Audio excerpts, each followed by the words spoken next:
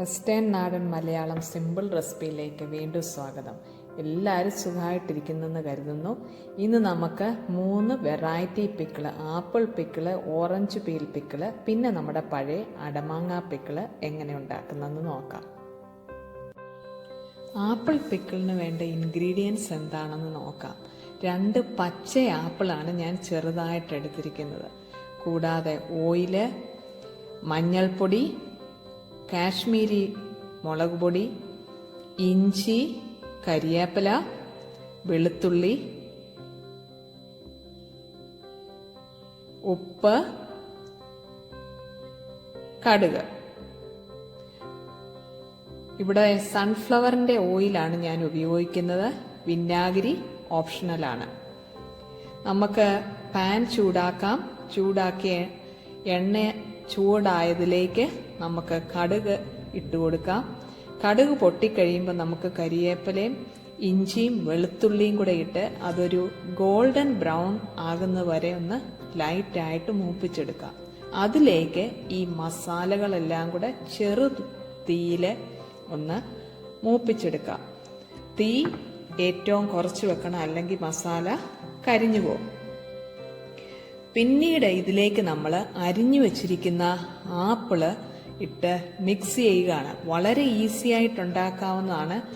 Apple ഇട്ടതിന് ശേഷം ഇതൊന്ന് ചെറുതായിട്ടൊന്ന് ചൂടായാൽ മാത്രം മതി. ഒരിക്കലും ഇത് വേവിക്കരുത്. ഇതിന് ശേഷം നമ്മൾ വിനാഗിരിയും കൂടെ ഒഴിച്ചാൽ ഫ്രിഡ്ജിൽ സൂക്ഷിക്കണം. ആപ്പിൾ പിക്കിൾ റെഡി ആയിട്ടുണ്ട്. രണ്ടാമത്തെ പിക്കിൾ നമ്മൾ ഉണ്ടാക്കുന്നത് ഓറഞ്ചിൻ്റെ തൊലി വെച്ച് ഒരു പിക്കിളാണ്. ഓറഞ്ചിൻ്റെ തൊലി കഴുകി എടുത്തതിന് ശേഷം ചെറുതായിട്ട് അരിഞ്ഞിട്ട് ആ വെള്ള ഭാഗം റിമൂവ് ചെയ്യുക. പിന്നെ സോൾട്ട്, കടുക്, മഞ്ഞൾപ്പൊടി, Kashmiri chilli powder, oil, sunflower oil, ഇഞ്ചി, വെളുത്തുള്ളി, ആവശ്യത്തിന് കറിവേപ്പില. നമ്മളൊരു പാൻ വെച്ച് ചൂടാക്കിയിട്ട് അതിലേക്ക് സാധാരണ പിക്കിളിന് ചെയ്യുന്ന പോലെ തന്നെ കടുകിട്ട് അത് മൂത്ത് വരുമ്പോൾ പൊട്ടിക്കഴിയുമ്പോഴാണ് നമ്മൾ ഇഞ്ചി, വെളുത്തുള്ളി, കരിവേപ്പില ഇതെല്ലാം കൂടെ ഇട്ട് ഒരു ഗോൾഡൻ കളറാകുന്നത് വരെ മൂപ്പിച്ചെടുക്കുക. ചാനൽ സബ്സ്ക്രൈബ് ചെയ്യാത്തവർ സബ്സ്ക്രൈബ് ചെയ്യണേ, ഫ്രണ്ട്സിലേക്ക് ഷെയർ ചെയ്യണേ.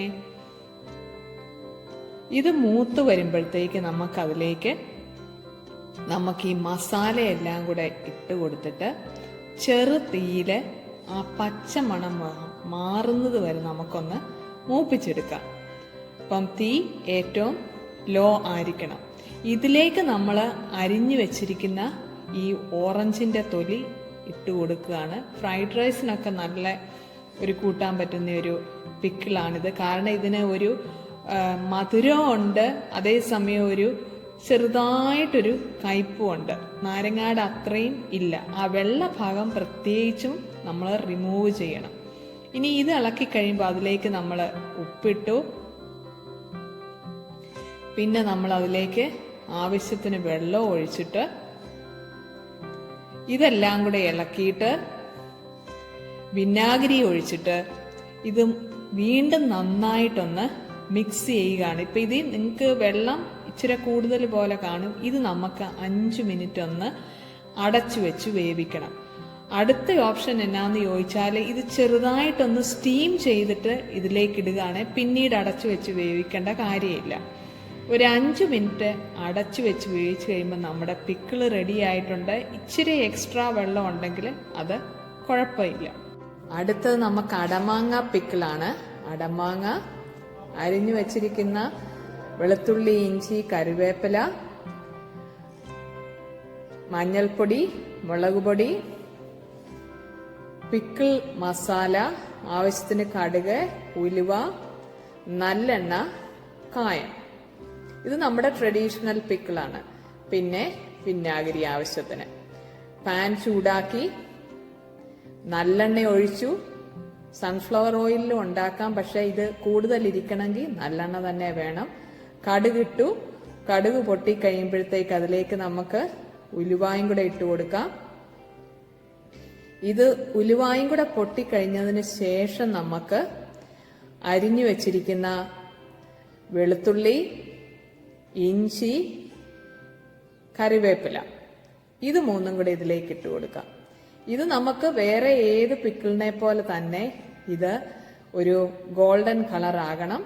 ചാനൽ സബ്സ്ക്രൈബ് ചെയ്യാത്തവർ സബ്സ്ക്രൈബ് ചെയ്യണേ, ഫ്രണ്ട്സിലേക്ക് ഷെയർ ചെയ്യണേ.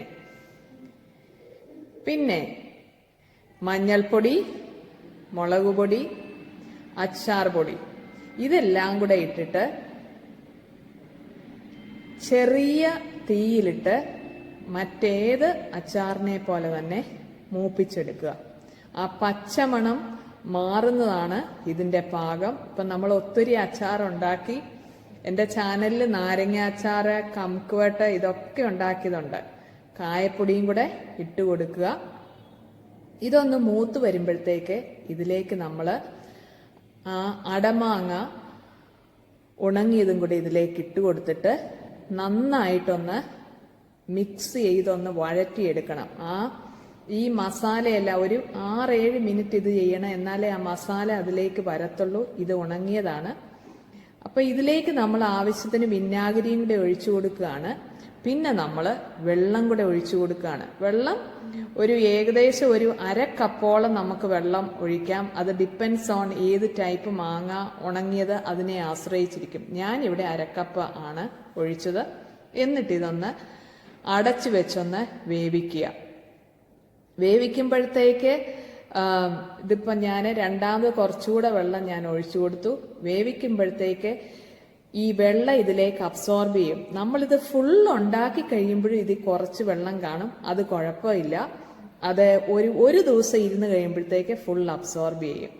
ഓക്കെ, എല്ലാവരും ട്രൈ ചെയ്യുക, ഫീഡ്ബാക്ക് അറിയിക്കുക. എൻ്റെ ചാനൽ സബ്സ്ക്രൈബ് ചെയ്യുക.